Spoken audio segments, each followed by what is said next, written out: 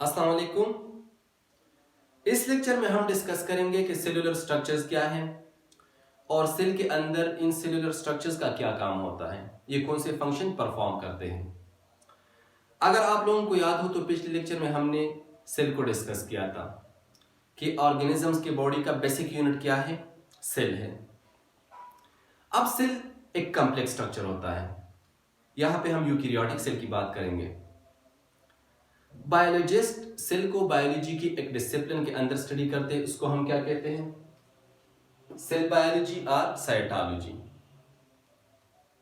अब अगर हम सेल के स्ट्रक्चर की बात करें तो सेल किस तरह होता है। Cell is small membrane bound compartment in which most biological reactions occur.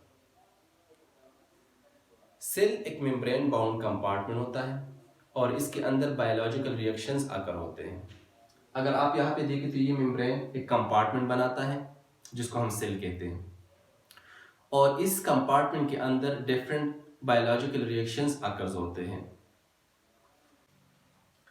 Cell contain diverse range of ion and molecule both in aqueous solution and organized into complex subcellular structures called organelles।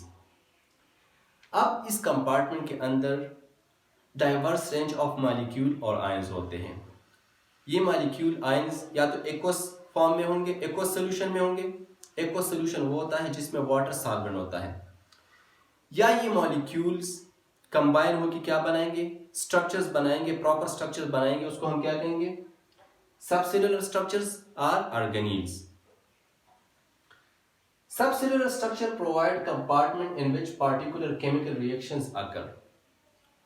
अब ये cellular structures cell के अंदर मजीद छोटे छोटे compartments बनाते हैं और हर compartment के अंदर एक स्पेसिफिक फंक्शन परफॉर्म होता है। इसको हम क्या कहते हैं, कंपार्टमेंटलाइजेशन कहते हैं। सेल के अंदर डिफरेंट कंपार्टमेंट्स बनते हैं, इसको हम क्या कहते हैं, कंपार्टमेंटलाइजेशन कहते हैं। Compartments increase the efficiency of cell. अब इस कंपार्टमेंट का क्या फायदा होता है, ये सेल की एफिशिएंसी को क्या करता है, इंक्रीज करता है। सेल को हम एक होम के साथ भी कंपेयर करते हैं। अगर आप एक घर को देखें तो घर का अपना एक बाउंड्री वॉल होता है और इस बाउंड्री वॉल के अंदर डिफरेंट रूम्स होते हैं। जिस तरह गेस्ट रूम में हम मेहमानों को बैठाते हैं, डाइनिंग रूम में हम खाना खाते हैं, बेडरूम में हम सोते हैं, किचन में हम खाना बनाते हैं। तो इसी तरह सेल के अंदर भी डिफरेंट कंपार्टमेंट्स होते हैं और हर कंपार्टमेंट के अंदर अपना एक स्पेसिफिक फंक्शन परफॉर्म होता है। Each subcellular compartment carries out specific function. हर कंपार्टमेंट स्पेसिफिक फंक्शन परफॉर्म करता है। अगर आप यहाँ पे देखें तो ये एक जनरलाइज यूकैरियोटिक सेल है।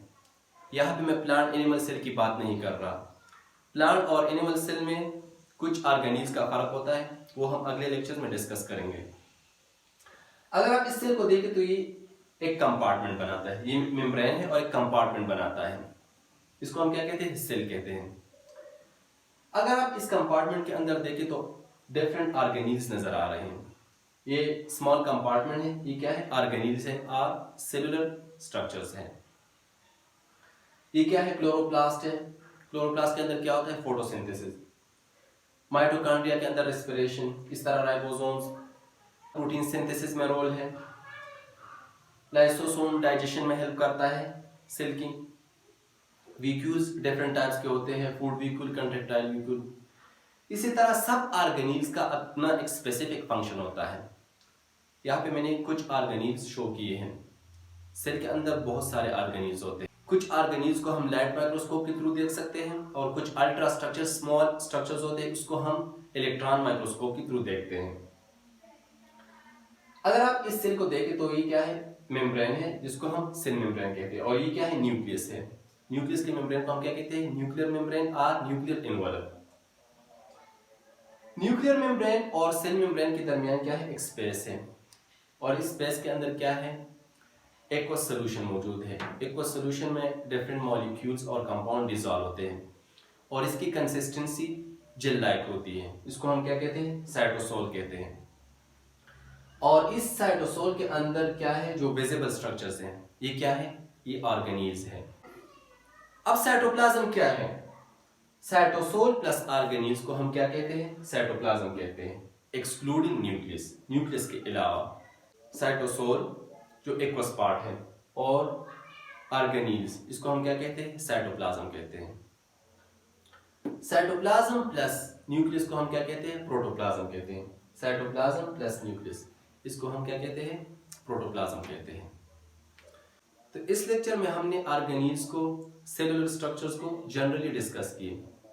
नेक्स्ट लेक्चर में हम ऑर्गेनील्स को इंडिविजुअली डिटेल से डिस्कस करेंगे कि ऑर्गेनील्स का स्ट्रक्चर्स क्या है और ये किस तरह डिफरेंट फंक्शन परफॉर्म करते हैं। तो डिफरेंट ऑर्गेनील्स के स्ट्रक्चर और फंक्शन क्या है, इसके लिए मेरे सारे लेक्चर देख लीजिएगा। Thank you.